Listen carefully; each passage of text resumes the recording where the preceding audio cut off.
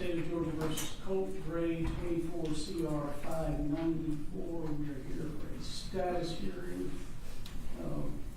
Ms. Broderick, your lead counsel, is that right? Yes, Your Honor. All right. I guess one thing I'd like you to do for me is, the case hasn't progressed very quickly, and can you kind of shed some light for me on where we're at and why? Yes, Your Honor. With regards to what had already transpired with the case, I know Colt has had, I think, 2 attorneys prior to myself. There's been large volumes of discovery that have been shared from the date of the indictment, I believe was October 2024. There have been motions that have been filed by previous counsel that were adopted by the subsequent counsel. And then this case was assigned to me October 15th. And so there was actually a medical evaluation that was already in progress before I took the case, which has not been completed yet. And so we are still waiting for that evaluation to be completed, which will assist in determining what additional motions need to be filed so that we can dictate what path this case needs to take based on potential filings of additional motions. Do you have an anticipated completion date for that evaluation? It should be end of February, Your Honor. Are there any obstacles to getting it completed? Anything that we need to address for that? Or? After having spoken with the medical professional, I don't foresee any obstacles. I do want to, so someone from DJJ dropped off records that I guess the defense had subpoenaed.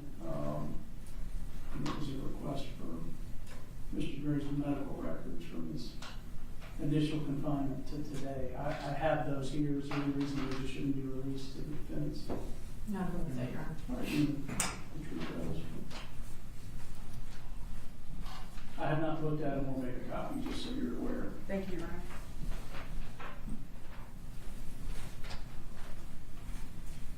Are there any outstanding discovery issues we need to address? Not that I'm aware of, Your Honor. We did have some difficulty with, I think, some of the audio, but I believe that has been corrected. Okay. Have the state and the defense discussed the scheduling order? Yes, Your Honor. We drafted one and sent it over to Ms. Broderick this morning. And so we had it for the court if you would like to review it. All right. Yes, ma'am. Please.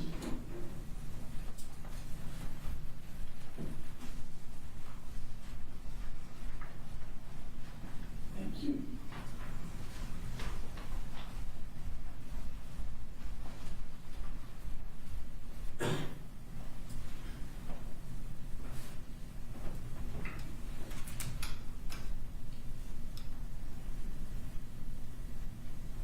All right. And Ms. Broderick, is the scheduling order acceptable to the defense? Yes, Your Honor. All right. I'll enter that order, anticipating that the evaluation will be done by the end of February.